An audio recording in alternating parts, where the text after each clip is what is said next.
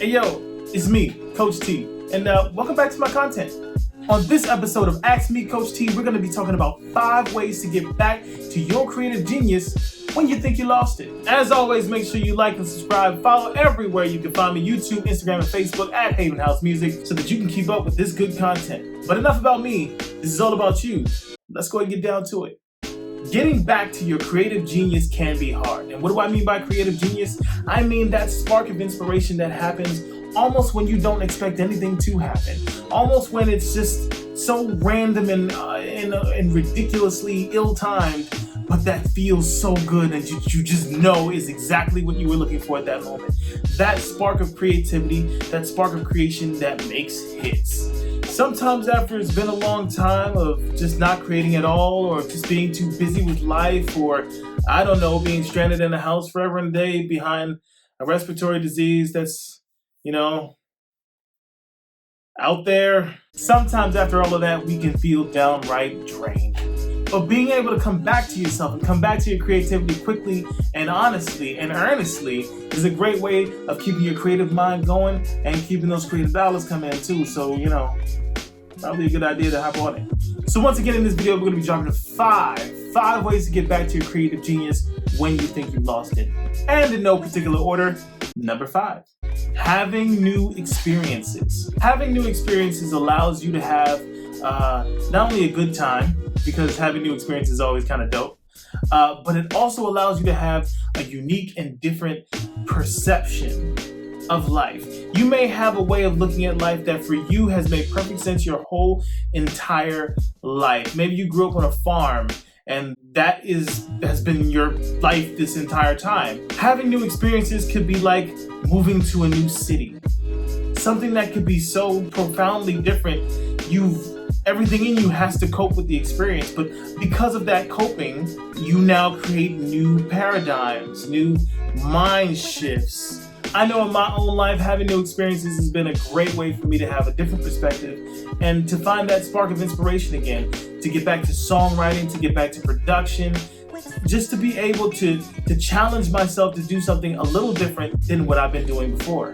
And that leads me to my 4th point, being challenged. Being challenged, even if it's challenging yourself personally or being challenged because some other dude is like, hey, I'm better than you. Being challenged allows you to be able to see for yourself where your skills are and how they could be better based on somebody whooping that ass or not. Think of it, mixed martial arts.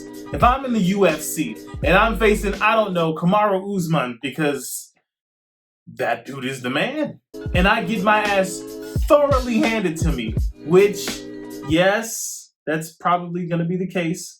If nothing else, I would try my best to reach for that challenge, even if I'm going to lose spectacularly, which, again, yes. But the reason is I would have grown myself, even if it's just incrementally, to being a better individual for myself.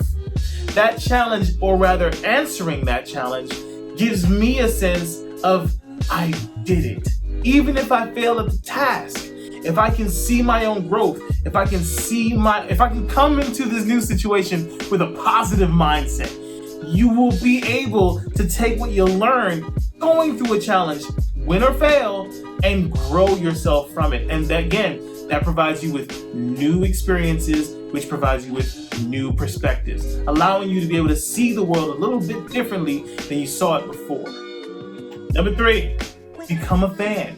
All creatives out there have usually a plethora of other creatives that they gain inspiration from. But sometimes that inspiration is just, I want to do what they're doing because it looks cool, which is nothing wrong with that. Nothing wrong with that at all. But that's not what I consider a fan. At that point, you're just a consumer. You're a person who has taken in something that someone else has provided. A product from someone else is something that you said, yes, I'll have that, thank you. Here's my money. You're a consumer. Nothing wrong with a consumer. However, consumers are kind of indifferent. They spend their money frivolously as much as they will, very much on purpose. So what we want to do is become a fan. Become a fan of not the work, but the creative themselves. Go back and look at the journey of the creative that you idolize. the creative that you want to be like. Understand what they went through. Understand what hardships led them to make the decisions they made that allowed them to land where they're, the person that you look up to, somebody that you want to be like. Why should I be doing all this, Coach T, you ask? And to that I say, I remember last episode telling you not to interrupt my class anymore. I'm not sure. I might need to send you to the principal's office. Please don't interrupt my class anymore. Just listen and you'll get all this information. But anyway, becoming a fan means asking some questions of the journey that you're trying to go down by doing your research on the journey that someone else has already taken. Understanding what got them from point A to point B and having a deep respect for it is really what makes you a fan. Now, we're not talking about stans where now you're my best friend because you wrote a song that I really connected with. We're not talking about that. But we are talking about a deep respect for the art form that can be seen in my creative output as well. Becoming a fan allows me to also know how I want my fans to interact with me. If I want to become a creator myself, what I'm going to have to do is create so that my fans want to have that same experience. In fact, every one of my fans should want to have that same experience because that's the environment that I'm trying to curate as a creator. I'm not trying to just put stuff out. I am trying to curate an experience that you, as my fan, can enjoy and appreciate. And if you want to know more about my journey, here I am right here. Drop me a line in the comments and ask me anything you want to know, and I'll be sure to answer. I think I lost my place. Number 2, flip when you flop. Failure is just a part of success. You've got to get used to it because it is just what happens. If you say stuff like, if I don't make this one, I'm just done. I'm completely done. That's it. When you give up with no consideration for returning, and it's something that you love and truly want, then you have failed. Until then, though, this is just a hiatus to get you to your end result. So I don't care if you're 47 and 3 kids and a wife who don't like you all that much. The truth of the matter is you can still make your goal. The question is how hard you're willing to work for it. But how hard you're willing to work for it is the point. Sometimes the 47-year-old dude with 3 kids and a wife who doesn't like him all that much is still trying to be a rapper. And there's nothing wrong with that. However, being a rapper may or may not necessarily be the road you want to take. But maybe the whole time you've been sitting in front of the computer mixing and producing for yourself. Maybe that is a better route for you to take. Maybe take some artists under your wings and understand that you, having had the experience of being an artist, can mentor these artists and you know what you want to hear and you can help cultivate that and share the wealth a little bit. Now see, that to me is flipping when you flop. Sometimes failure happens, but what you do when you fail matters. The attitude by which you fail matters. Because all of these things allow you to come back stronger or make you choose to never come back at all. I'm reminded of a story from my guy Sound Oracle. His story is fantastic. And you know what I'm going to do? We have a podcast called Two Bros in the Studio Show that I have with my partner, Nevada Taylor. And I'll go ahead and link that in the description below so that you can check that out and you can hear his story from his mouth because his story is fantastic. And it's a story about having to flip when you flop. He came in the door thinking, I'm this, and everybody came in the door was like, no, you're that. And he went, you know what? That's cool with me. I'll put my best foot forward. And now he is everything he wants to be. And that's the point. Understanding that a failure may not be a failure. It just may be a turning point for you to see an alternative route to exactly where you're trying to go. Don't be mad at detours. Take your detours. Sometimes you need to take, they're like vitamins, take them. Sometimes you need to take a detour.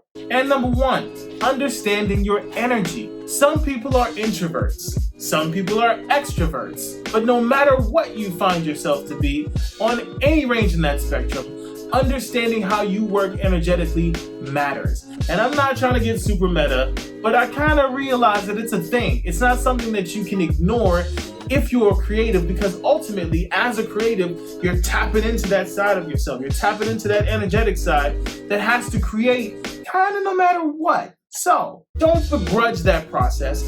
Engage in it. Personally, me, I'm an introvert's introvert. I mean, a lot of people don't believe in the Myers-Briggs, but based on there, I'm pretty much 70% introverted.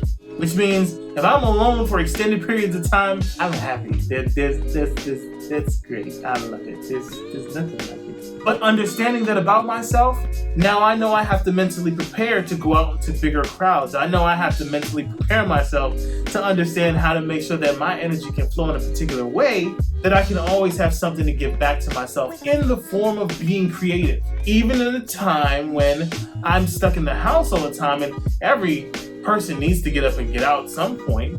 They need to, have some fresh air. At some point, I'm able to say, nope, I've had enough. I need to get up and move. I need to get up and interact. I need to say hi to my mom. These are the things that I need to keep in mind so that my creative juice is never interrupted. It's almost like a river. And sometimes not understanding your energy can dam up that river. And water can spill over a little bit, or water can seep through a little bit, go around, or even go under a little bit. But ultimately, what happens is the majority of that creative flow is stopped.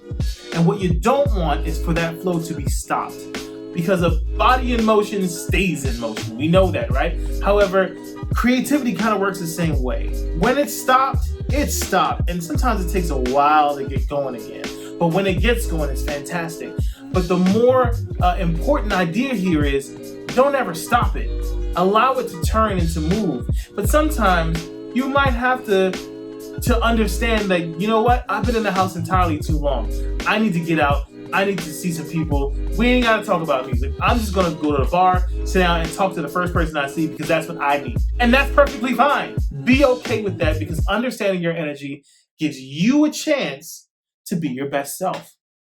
As I said, those are my 5 quick gems on how to refine your creativity. And quite frankly, this is just going to be a part 1. I'm going to go ahead and put together a part 2 where I'm going to introduce 5 more tips on how to get that done quick, fast, and in a hurry. But as always, make sure you like and subscribe. Follow everywhere you can find me: YouTube, Instagram, and Facebook at Haven House Music. Remember, who you are is special just because you are who you are.